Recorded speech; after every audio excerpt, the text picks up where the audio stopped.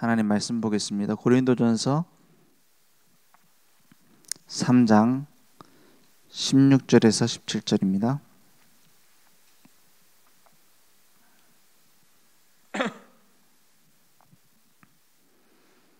함께 천천히 읽겠습니다. 너희는 너희가 하나님의 성전인 것과 하나님의 성령이 너희 안에 계시는 것을 알지 못하느냐? 누구든지 하나님의 성전을 더럽히면 하나님이 그 사람을 멸하시리라. 하나님의 성전은 거룩하니 너희도 그러하니라. 아멘.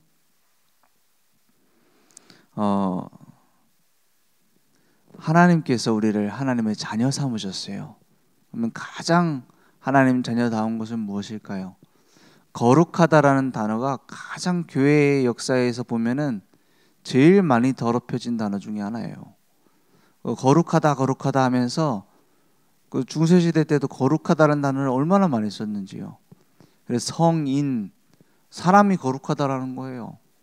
그래서 그 행위가 거룩하다라는 겁니다. 많은 성인들이 세워졌어요. 뭐 12사도를 포함해서 많은 성인들이 세워졌으면서 성 어거스틴, 뭐 성 누구누구, 성 누구누구, 산타크로스도 성 누구누구, 거기서 나온 겁니다. 사람이 거룩해질 수 있습니까? 사람이 다른 사람과 다른 존재가 될 수 있냐는 말이에요. 거룩하다라는 말은 누구에게 붙어야 되느냐? 하나님이 거룩해요. 그죠? 하나님께서 함께 하시지 않으면 거룩은 없습니다. 성전이 거룩하잖아요. 그 성전의 거룩은 성전 때문에 있는 게 아닙니다. 거기에서 그리스도의 비밀을 회복하는 예배가 드려질 때에 거룩한 거예요. 그러니까 성전 안에다 우상을 들여오고 성전 안에서 여호와 하나님께만 예배드리는 게 아니라 다른 우상 앞에도 예배드리고 그리스도의 피 제사 그 비밀은 모르면서 그냥 와서 마당만 밟을 뿐이다. 거룩이 사라진 겁니다. 교회는 거룩한 장소입니다. 틀린 얘기예요. 교회에 성도가 있어야, 교회가 하나님의 영광을 바라볼 수 있어야 거룩한 겁니다.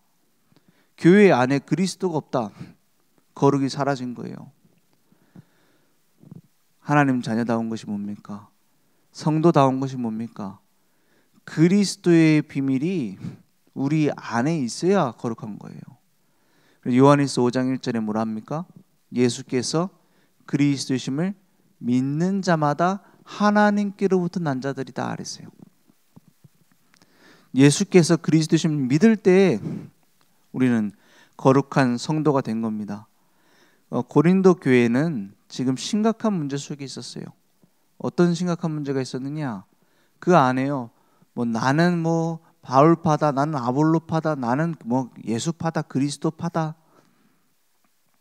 파가 나눠져서 싸우고 있었어요.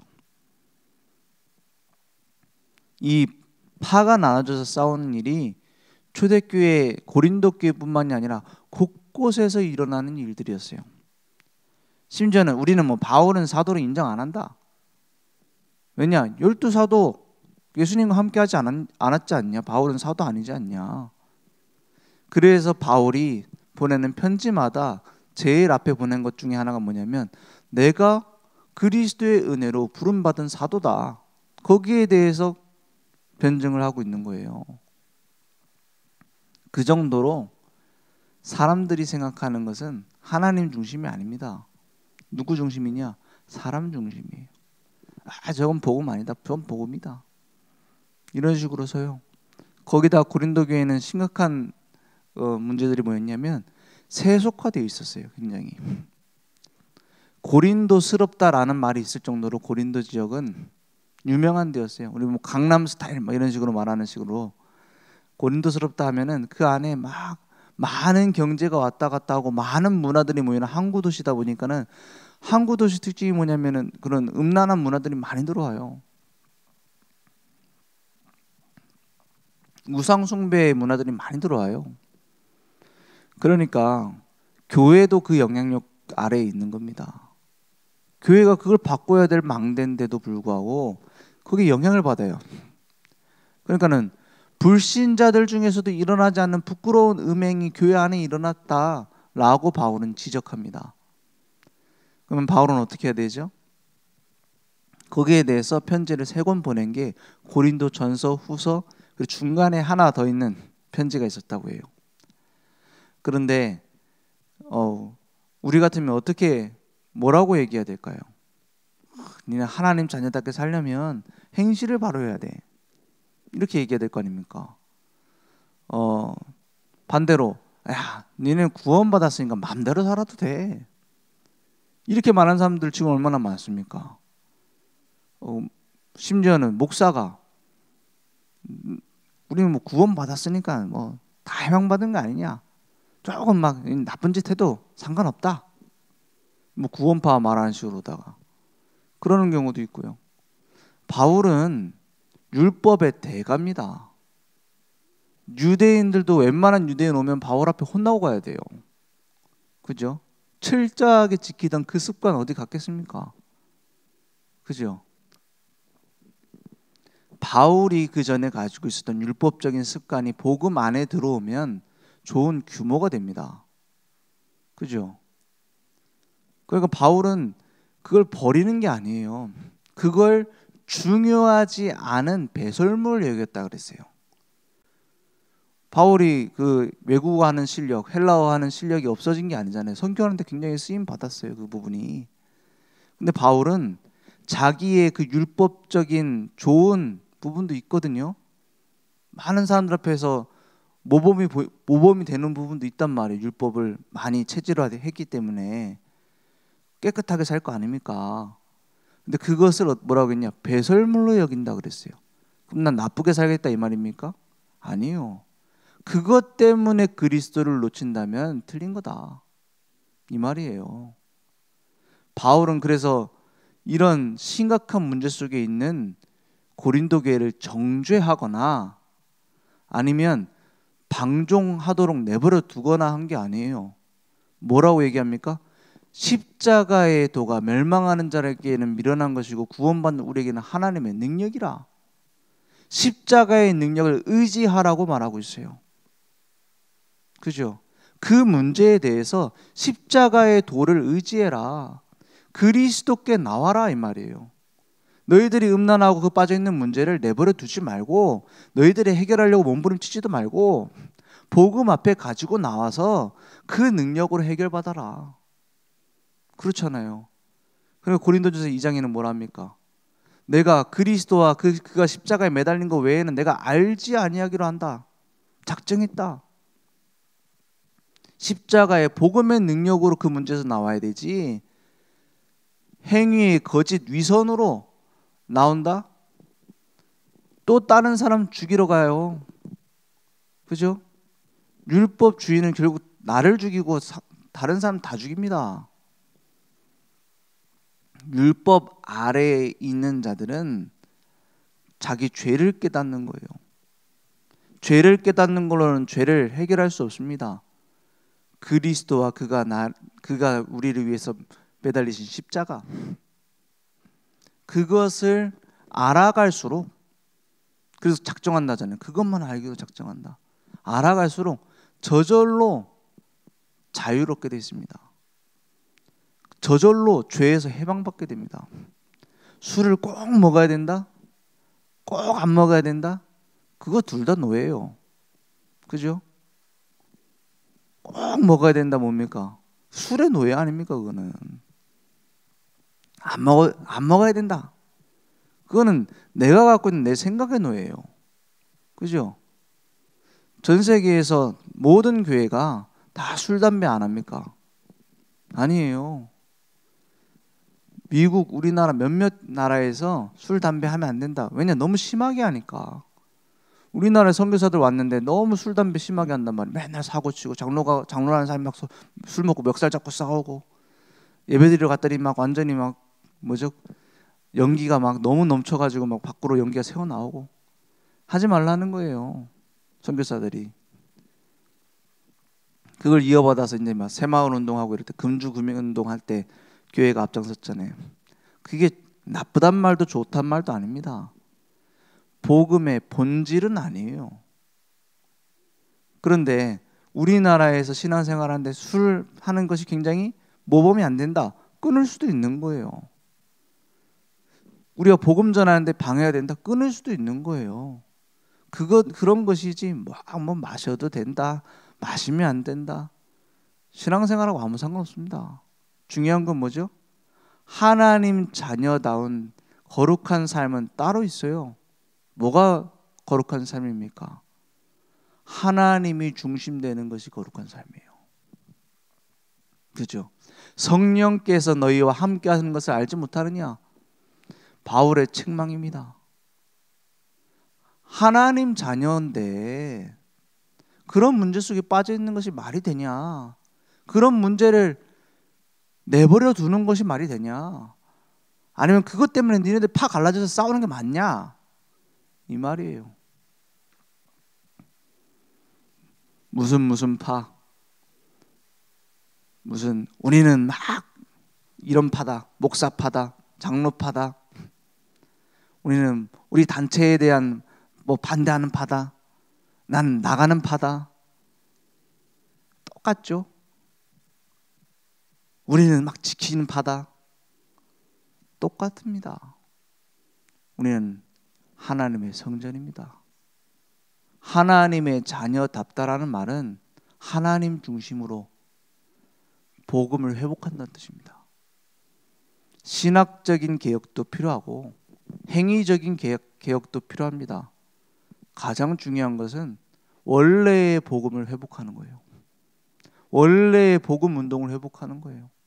성경에 있었던 전도를 회복하는 거예요. 바울이 가지고 있었던 그 복음이 내게 회복되어지는 겁니다. 성화 중에 성화는 뭡니까? 내가 복음화 되어지는 겁니다. 그러면 모든 사람 살리게 돼 있어요. 나도 바뀌게 돼 있습니다. 가정도 변화되게 돼 있습니다. 현장도 변화되게 돼 있습니다. 그리스도에 대한 감동, 그리스도에 대한 감격, 감사 있는 사람은 모든 걸 바꾸게 돼 있어요.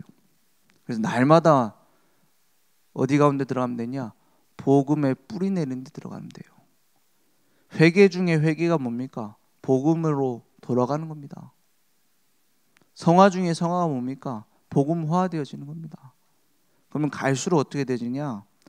하나님이 내 삶 속에서 임재하시고 하나님이 함께 하시는 능력으로 변화는 되어져요. 그러니까 내 삶에 제일 먼저 되는 것은 어떤 응답받는 것 이전에 기도가 바뀝니다. 어떻게 바뀌죠? 진짜 구원받은 사람은 제일 먼저 바뀌어요. 뭐가 바뀌냐? 당장 뭐 전도가 되는 게 아닙니다. 당장 이 사람이 안 하던 뭔가 변화가 시작되는 게 아닙니다. 제일 먼저 되는 게 갈라디아서 2장 20절에 기도가 시작되어져요. 내가 사는 게 아니구나. 내 속에 그리스도께서 살아가시는 거구나. 내가 십자가에서 죽었구나. 이게 먼저 되어져요. 구원받은 자. 상황이 어려운 상황이 왔다.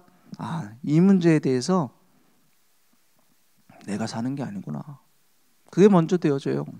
내 안에 그리스도께서 사시는 것이라. 내가 육체 가운데 지금 사는 것은 나를 사랑하사 나를 위하여 자기 자신을 버리신 하나님의 아들을 믿는 믿음 안에서 사는 것이구나.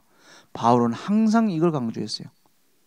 나쁜 행위를 계속해도 된다? 빨리 나와야 된다? 고쳐야 된다? 말하지 않았어요. 우리가 믿음으로 구원받는 것이다. 그리고 믿음으로 사는 것이다. 복음 안에 들어오면 우리 삶도 바뀐다. 이 얘기를 계속하는 거예요. 그런데 사람들은 이해를 못해요. 왜냐?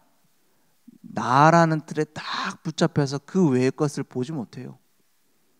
그래서 당장 앞에 내가 생각하는 그게 맞지 않으면 다른 걸 보지 못해요.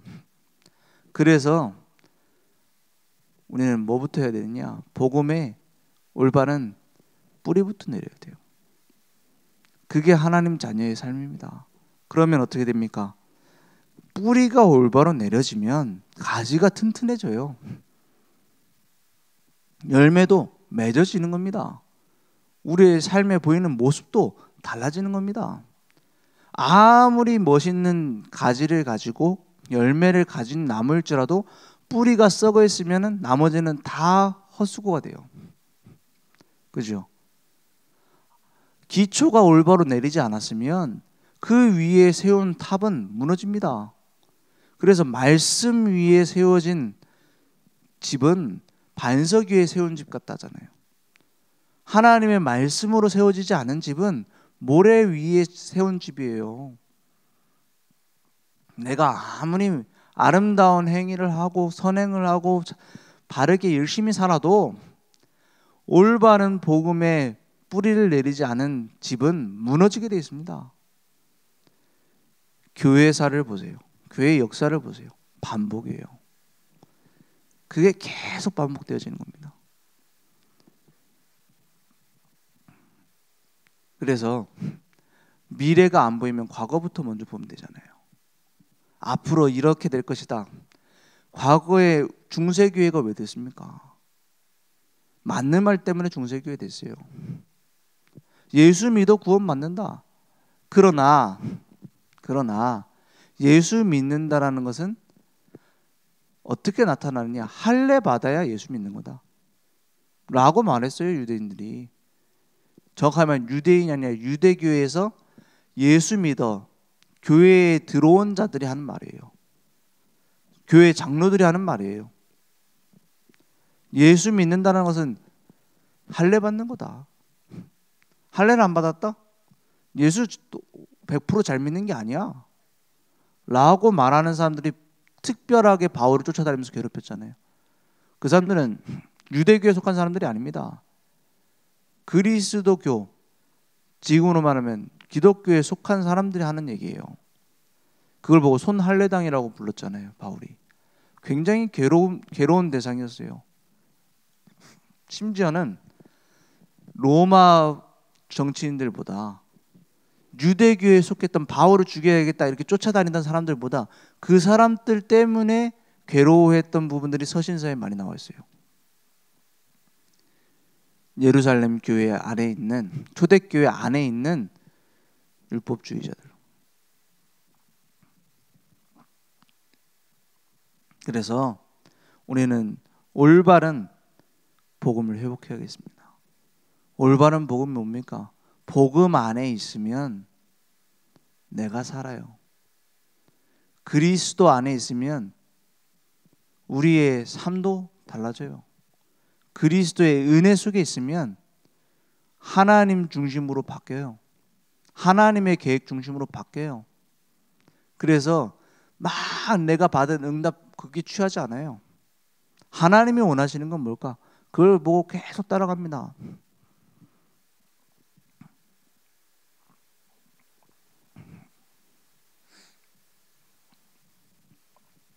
그래서 다 이뤘다 했습니다. 거기에서 시작하는 거예요. 우리는 거룩해지려고 가는 게 아니라 거룩하신 그리스도께서 나의 삶을 지배하실 수 있도록 두는 겁니다. 그게 거룩이에요. 그죠? 내가 내 주도권을 잡는 것이 아니라 그리스도께서 내 주도권을 잡으실 수 있도록. 그러니까 어떻게 됩니까? 그 변화되었다는 증거가 요한일서 5장 1절에 보면 이렇게 나옵니다. 예수께서 그리스도심을 믿는 자마다 하나님께로부터 난 자니 또한 낳으신 이를 사랑하는 자마다 그에게서 난 자를 사랑하느니라 그랬어요. 가장 좋은 은사가 뭡니까? 가장 하나님 자녀다운 변화는 뭡니까? 사랑입니다. 단순히 막 사랑이 많아하고 막 밥퍼주고 이런 사랑이 아니에요. 지금 사도 요한을 사랑의 사도라고 얘기하죠. 단순히 요한이 막 좀 약간 사랑이 많은 그런 성격이라서 그랬을까요? 아닙니다. 마지막 남은 사도예요. 마지막 남은 마지막 남은 사도다 보니까 이 사람이 이 사도 요한께서 뭘 봤냐? 모든 사도들 먼저 가고 이제 로마가 이제 핍박을 시작했단 말이에요. 순교하기 시작하고. 그러니까 어떤 일들이 일어나느냐? 교회 안에서 분열되어진 일들이 너무 많이 일어나는 거예요. 그러니까 복음 막는 사람들 똘똘 뭉쳐갖고 막 핍박하는데, 막 영적인 문제니까 막 핍박하는데, 예수 믿는 사람은 막 율법주의자, 영지주의자, 무슨 주의자, 신학 공부는 누가 했는지 막 변증론자, 뭐 온갖 색깔이 다 나와요. 그게 저는 앞으로 50년 뒤, 60년 뒤에는 그런 일들 더 많이 생기지 않겠는가? 왜? 중심 잡아줄 사도들이 다 갔단 말이에요. 다 자기들 무슨 주의 나눠질 거 아닙니까? 거기에 대해서 아픈 마음으로 말한 게 사랑입니다. 그죠? 서로 사랑해라. 복음 외에 중요한 게 뭐 있냐? 이 말이에요. 서로 사랑해라. 다른 색깔을 가지고 있어도 원래 그 복음을 회복하면 사랑하게 돼 있다. 예수께서 그리스도를 믿는 자는 하나님 자녀인데 어찌 형제들끼리 싸우냐? 거기에 대한 사랑을 강조한 겁니다. 그죠? 조금 다르면 갈라져서 나눠서 싸워. 그래서 대한민국의 교단이 너무 많잖아요. 복음은 하나님의 사랑이고 하나님의 은혜입니다. 지금 당장 문제 때문에 흔들리는 사람 사랑해 주세요. 막 오직 이것만 옳다. 또 다른 막 우리는 우리끼리 이렇게 한다. 용서해 주세요. 우리는 올바른 복음 운동해야 됩니다.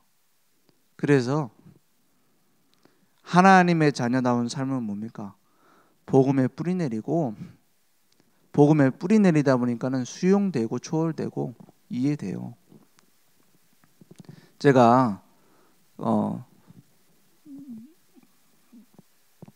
이해하려고 마음 먹고 막 이해하려고 기도하니까 오히려 이해가 안 되더라고요.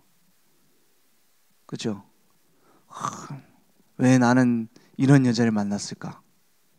이해하려니까 이해가 안 돼요.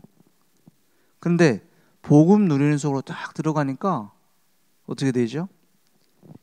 이해가 돼 있더라고요. 이해하려고 하는 게 아니고. 그렇잖아요. 너무나 많은 다른 이유들이 있어요. 오랫동안에 뿌리 내린 거 있어요. 그러니까 나중엔 어떻게 되느냐? 오히려 그게 배울 점이더라고요.